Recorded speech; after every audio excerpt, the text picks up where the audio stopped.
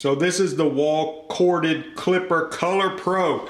I've been using this set for about 3 years on my own hair as well as on another family member's hair, and has been great. I have not changed the blades until recently, so I got 3 years out of them. I said, you know what, it's time to change the blades. So the replacement blade set, I'll just say this, I bought 2 different replacement blade sets, and I bought one that was not Wahl brand and it did not fit even though it said it would.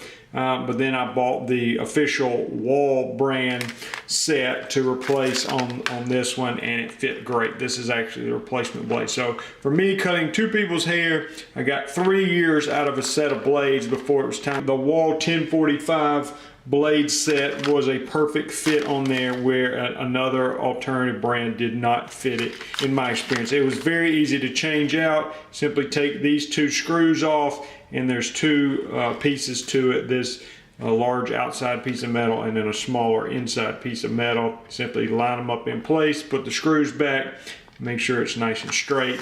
And very, very simple to do, but it was a perfect replacement blade set for this, and I've been very pleased with this clipper set.